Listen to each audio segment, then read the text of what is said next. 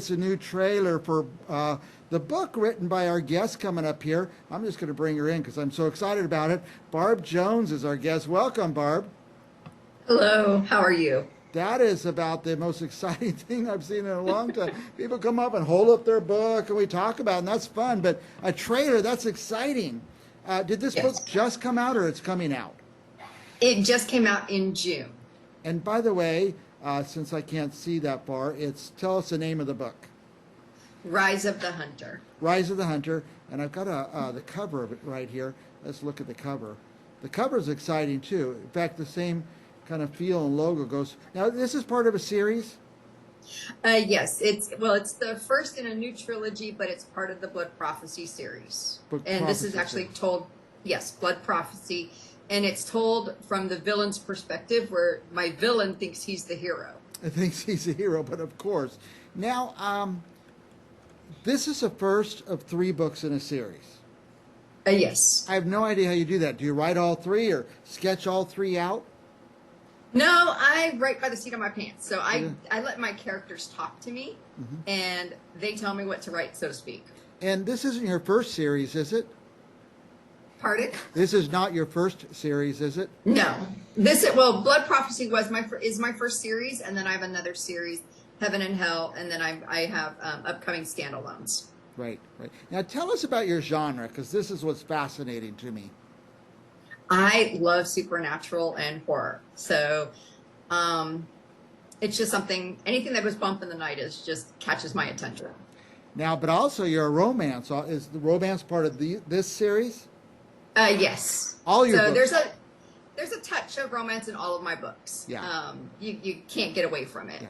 But I do keep it along lines with, it's got a plot, it's got a backstory, it's got, action, adventure, thriller, and all the things that go bump in the night. By the way, who's going to buy these books? Is it adults? Is it young adults? Or all of the above? All of the above. Nice. I mean, I do caution, if you want your teenager to read it, just be careful. But yeah. I leave that up to the actual readers and their parents. So is that for the horror part or for the romance part? Probably the romance part. Okay, a little bit of something interesting. It keeps people interesting, and it keeps people buying books too. Yes. Now, by the way, let me ask you this. I like to ask authors this. You have a website, thebloodprophecy.net. What will readers find there? Pretty much everything from, I do blogs on other books that I've read, give them my reviews. I introduce other authors. I like helping authors. They'll find out stories about my books, a little bit about my history. They can purchase the books directly through me. They can see where my next appearance is going to be, ways to stay in touch with me. So pretty much everything. Yeah. Of course, I read an awful lot, and I love an author who puts a website that you could go and find more information. But when there's a series or a different series, it's great to get into the author, learn about the author, learn about other books, and hear other things from the author. So I appreciate you taking the time to do all that. Oh, yes. Now, I have to tell you this, is that I have a bunch of interns and producers who work for me who are always looking for interesting authors, and my interns or producers went out on Instagram and found you. That's where they found you, because I always say, get me interesting people, and they found Barb Jones. They found you. The Instagram was the Blood Prophecy. Yes. So if you go to Instagram, just type, don't know that much about Instagram, but type The Blood Prophecy. That takes you to Barb Jones as well. By the way, I'm going to put some pictures up on the screen, and you probably can't see them, but I'm going to ask you about them and what, sure. what we're looking at. I love these at different festivals or shows or different things. Here's one you're just at a table, and there's a thing going down the front that has The Blood Prophecy. Yes, those are usually at the Comic-Con events. So I usually attend a lot of Comic-Cons, and I have booths there. And then I also do a lot of speaking panels about writing. I mentor young authors. I teach them the ways of the ropes. And I've actually opened up Immortal Cravings, which also allows me to work with other authors, right, and help them on the marketing side. Yeah, I'm going to ask you a couple questions about your process and how you write books. And let me see if there's any more pictures I want to put up here. There's great pictures of you holding your books and you in different places and stuff like that. They really show your personality and show that you're a fascinating and interesting person. Now, you say you write by the seat of your pants, but what is your process? You just sit down and start writing? I mean, you have so many characters and plots and subplots to keep track of. How do you keep track of all that? Um, I don't know exactly how. It's always in my head. So I know what my characters are like. I don't lose track of it. Part of it just has to be with having the photographic memory. But I just, because I don't have any notes on my books. And then if I need to refer back to something, I'll just pick up a book and skim through it. Yeah. But most times I don't. You have it right But I here, just- right in your head. Yeah. That's nice. Pretty much. So that's your advice to authors. Get a photographic memory like Barb Jones has. That's amazing. Yeah. I love telling stories. So it's just things I can whip up in my head, even while I'm sleeping, Yeah. or trying to go to sleep, I should say. Yeah, that was my next question. You're writing in your head as you're walking the streets or going to the mall or grocery shopping or trying to sleep. Oh yeah, I mean I've written on dates before and in the grocery store, you name it. Yeah. Are you able to do two or three things at once? Compose in your head and push a shopping cart at the same time? Yes. Yeah, that's great. Are there surprises coming up in this series? There are. Yeah. Usually my books will all end in a cliffhanger, so it brings you into the next book, and I dive right into the next book. Go right into the And, next. So. Go ahead. Do you recommend waiting till they all three come out, or it's important get the first one and get started on it because the next one's coming along? It comes along pretty quick, but I do recommend, I shouldn't say recommend, but I do allow my readers to kind of give me input. Oh, nice. So sometimes the relationships I have with my readers, they'll have an idea, they'll shoot it to me via email or something, and I might take their idea and expand on it. Right. So I kind of involve my readers in my creative process. Wow. It's a two-way kind of an interactive book writing process. I want to ask you a little bit about how you're helping other authors. And I say this to authors all the time. I don't need to say it to you because you've got multiple books published, but a lot of authors on our show, they spent years writing and then they had a whole nother career after that, figuring out how to get it published and how to get it out there. And where do you come in helping authors? By working with authors, you write a book and it's your baby, and I get that.